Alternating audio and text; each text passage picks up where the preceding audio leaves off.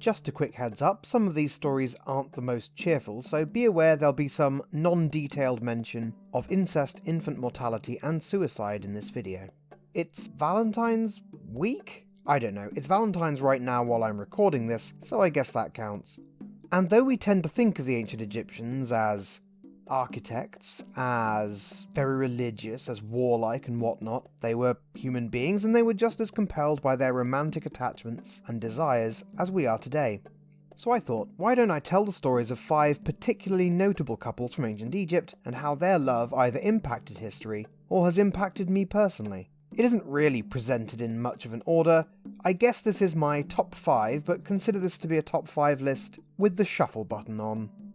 Tutankhamun and Ankhesenamun. See, I managed to get Tut into it after all. Happy tomb robbery jubilee, old chum. Tutankhamun succeeded to the throne at the age of 8 or 9, following the death of his predecessor Nefertiti, who may have been his stepmother Nefertiti or his half-sister Meritites, and was married sometime later to his younger half-sister Ankhesenamun. There is, rightfully, a lot of conversation about the prevalence and nature of sibling marriage in pharaonic families, with many regarded as merely ceremonial.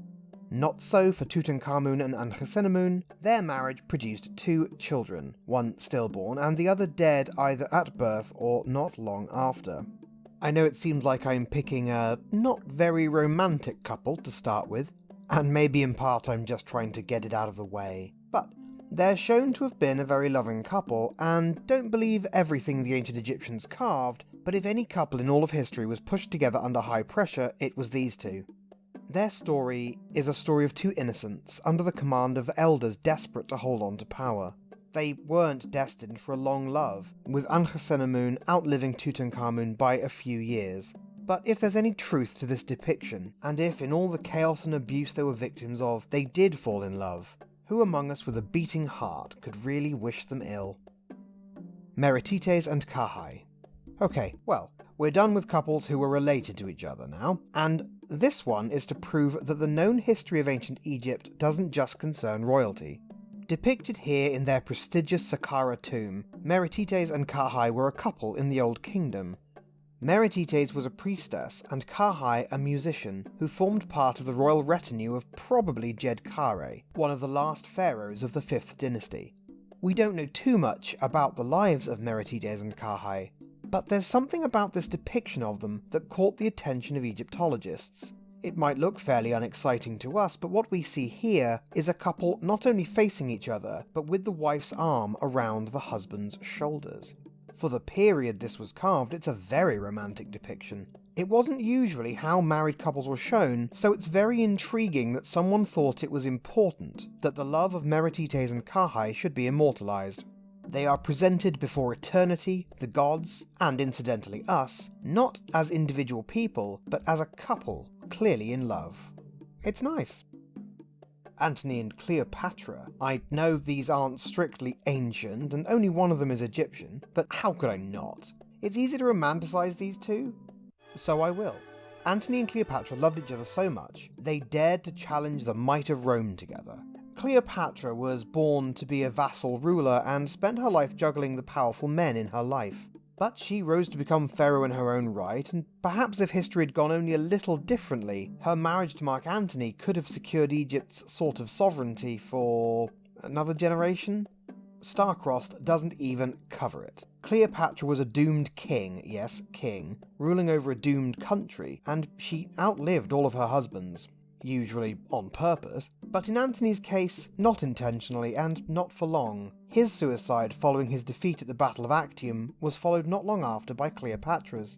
When she realised that Rome's mercy would very likely include her humiliation and exile, if not worse, she chose to die a king rather than live out her days as her younger sister had done, as a provincial priestess, or much more likely in Cleo's case, a prisoner in Rome, perhaps fated to be executed as part of some public ceremony.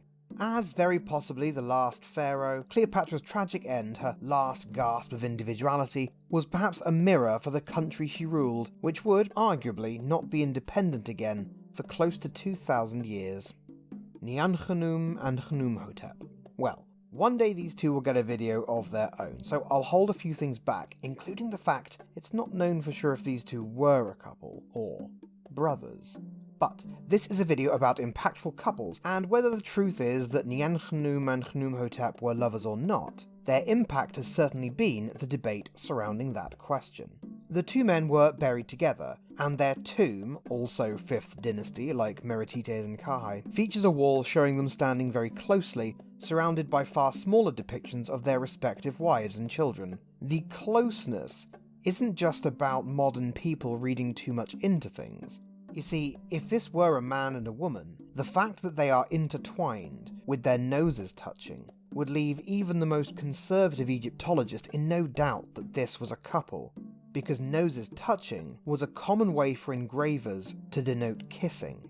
There are a lot of assumptions flying around about the relationship between the ancient world and the gays. And a lot of the clutter is because historians have historically been rather conservative, and therefore a lot of lies and deliberate misinterpretations haunt studies of ancient romance. I plan on unpacking that some other time. While I'm here, I want to give a shout out to Natalie Watson at Wonderful Things Art, who made this drop-dead gorgeous reproduction of the tomb carving. I'm not on commission or anything like that, I just love Natalie's work and it's for sale on her Etsy store, along with a trove of simply amazing reproductions and interpretations. I'll leave a link in the description. Thanks Natalie for letting me use your work here. Finally, Akhenaten and Nefertiti. Well, we began with the 18th dynasty, so why not finish there? I will admit, outright, that composer Philip Glass is entirely responsible for the way I romanticize Akhenaten and Nefertiti. Well, okay, not entirely. Like other couples I've talked about here, there's something special about the way the so-called heretic king is depicted with his wife and successor, Nefertiti. And yes, there's a romantic element, as the royal couple are seen canoodling here, but there's another kind of love on display that the ancient Egyptians weren't overly given to depicting, especially in royalty. The love parents have for children. Akhenaten is a divisive figure in Egyptology, characterized by some scholars as overwhelmingly arrogant and others as touchingly humble. Now, there's nothing very humble to our modern sensibilities about having carvings of your everyday family life. But pharaohs in the centuries before Akhenaten were grand, distant figures. Akhenaten here is shown not only to human scale, not only in the presence of his young children, but actually giving those children attention. Uniquely, this is not a depiction of the king and also his consort and offspring. This is a depiction of a royal family, with the king himself taking an active role in fatherhood. Akhenaten and Nefertiti had 6 children, all daughters, and perhaps there is something telling in the inscription upon a coffin which may have been that of Akhenaten and Nefertiti's daughter Meritaten, and may be addressed to her father.